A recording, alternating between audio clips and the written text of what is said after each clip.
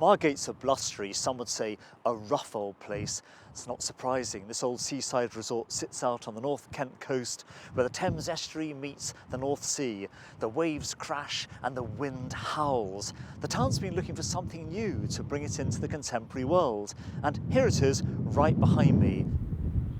The building that looks like a contemporary take on old boat sheds is the Turner Contemporary, a brand new public art gallery designed by the architect David Chipperfield. The great hope is that this elegant new gallery is going to convert the wild elements here and the roughness of the town into art and culture.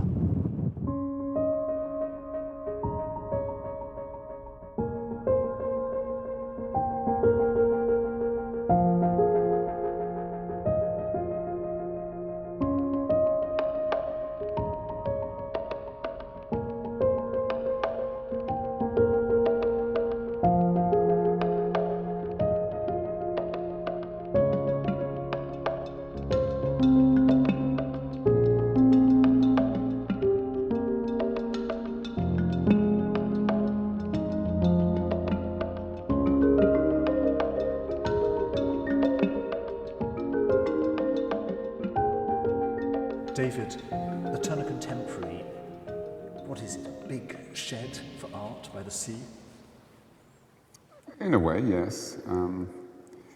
I think this was an opportunity to create an institution that didn't feel very institutional, to bring art as close to people as possible, and to make a cultural center.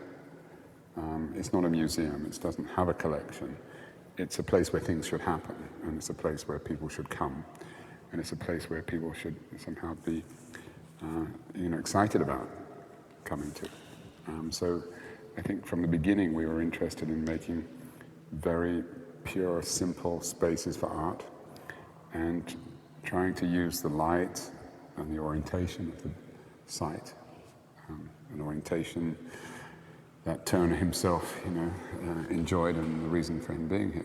We're standing at the moment in one of the big galleries in the Turner Contemporary. It is like a big artist studio. It even has north light, naturally doesn't. I mean, the whole thing faces north, and it does feel as if anything can happen here. Yeah, I think a lot of museums have become complex in there's a lot of other spaces, and then finally you find the art. I mean, I think we wanted to do the opposite here, really to bring the art to the front door, as close to the front door as possible, and to create rooms which were really, that took their quality from the sort of production of art, really. And that I think the quality of the daylight, which is important, I think, for making one seduced by the work itself, is something that we enjoy as, from our own animal senses. There is a danger that there's an expectation that modern architecture is meant to look a bit funny. And if it's not a funny shape, then it's obviously not interesting. I think that there is an aspect of that in the way that architecture is sort of self-promotional and creates something unusual. I mean, I'm not against that at all. But in the case of a local building, I mean, I think first of all we have to think about that this is a local building. It's a building for the community. It's a cultural center for this community. Then I think the responsibility was to build the most for the least, in a way. I mean, to use our budget in a very responsible manner. And I think here the emphasis was on building space, and building space that stimulated this idea of an institution which was very open and very fresh and full of daylight and full of art, and was somehow very accessible. I don't think in the case, you're standing next to the sea, you've got all the other things going on here. Does it need to be a sort of wacky-looking building to get people in? I wasn't convinced of that.